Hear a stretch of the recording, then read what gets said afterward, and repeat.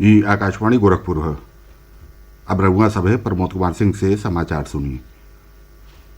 स्वतंत्रता के 75वीं सालगिरह पर आज़ादी का अमृत महोत्सव के अंतर्गत प्रादेशिक समाचार एकांश आकाशवाणी गोरखपुर खास प्रश्नोत्तरी कार्यक्रम का आयोजन कई रहल हवे। एमे हर हफ्ता बीएफए के भिन्नई 7:20 पर प्रसारित प्रादेशिक समाचार बुलेटिन में श्रोता लोगन से देश के स्वाधीनता संग्राम और ओकरे गौरवशाली इतिहास पर एगो सवाल पूछल जाला। ए प्रश्न के सबसे पहले सही जवाब भेजे वाले श्रोता के नाव का घोषणा अगला दिन ने सुख के समाचार बुलेटिन में कइल जाला। अपहु लोग हमहन के यह क्विज का हिस्सा बन सकेली। अमृत महोत्सव क्विज श्रृंखला का अगला सवाल बेहने भिन्न ही प्रादेशिक समाचार बुलेटिन में पूछल जाई। जवाब के साथ ही आपन नाव, पता और फोन नंबर जरूर लिखी, जौने से विजेता बनले पर आपसे संपर्क कइल जा सके। और अब समाचार। राष्ट्रपति रामनाथ कोविंद देश के नौजवानन से अपील कइले हमें कि वो अपने जिंदगी में सफलता पौले और हासिल कइल गई उपलब्धियन से समाज के फायदा पहुंचावे। वहाँ के कहली कि देशवासियन के अपने राष्ट्र के विकसित, सुरक्षित और मजबूत बनावे बदे एकजुट होकर प्रयास करे के चाहिए। आपको जो कुछ भी मिला है, समाज से मिला है, इसको हमें we will have to give back to the society. और आगे आने वाली पीढ़ी वो आपको कैसे याद रखेगी?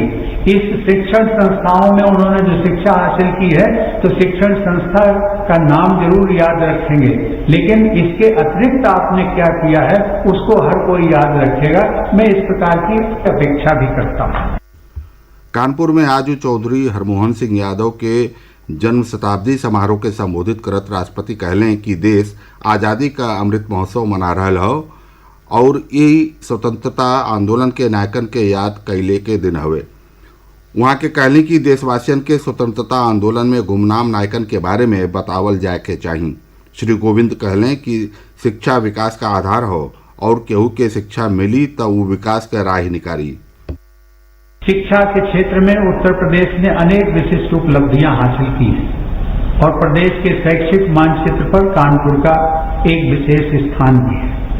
आईआईटी और एनएसआई जैसे राष्ट्रीय स्तर के संस्थान, 3 विश्वविद्यालय, 3 मेडिकल कॉलेज और सैकड़ों शिक्षा संस्थानों के कारण कानपुर में जितनी अधिक शैक्षिक सुविधाएं मौजूद हैं, देश के प्रति उतनी ही अधिक हम सबकी, विशेषकर कानपुर की जिम्मेदारी भी आ जाती है।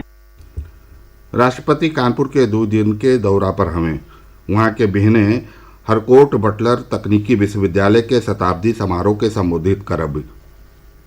प्रधानमंत्री नरेंद्र मोदी बिहने प्रदेश के जेवर में नोएडा अंतर्राष्ट्रीय हवाई अड्डा का आधारशिला रखी हैं। प्रधानमंत्री के सोच के हिसाब से यह हवाई अड्डा का विकास संपर्क के बढ़ावा देले और विमानन क्षेत्र के भविष्य के आवश्यकतन के आधार पर कइल जा रहल हो। यह परिकल्पना में उत्तर प्रदेश पर खास ध्यान दिहल गयल हवे और यही के अनुरूप राज्य में कई हवाई अड्डन का विकास कइल जा रहल हो। ऐसे कई उद्योगन बदे नया अवसर पैदा हुई और नया रोजगार सृजित हुई।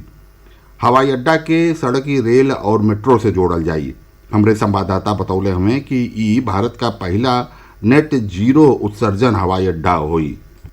राष्ट्रीय राजधानी क्षेत्र दिल्ली में इंदिरा गांधी अंतर्राष्ट्रीय हवाई अड्डा के बाद यह दूसरा अंतर्राष्ट्रीय हवाई अड्डा होगा। इस हवाई अड्डे के बन जाने के बाद इंदिरा गांधी अंतर्राष्ट्रीय हवाई अड्डे में भीड़ भाड़ कम होगी। दिल्ली, नोएडा, गाजियाबाद, अलीगढ़, आगरा, फरीदाबाद और आसपास के यात्री इससे लाभान्वित हो सकेंगे। इसके साथ ही दिल्ली देश का पहला शहर बन जाएगा जहाँ 70 किलोमीटर के दायरे में 3 एयरपोर्ट होंगे।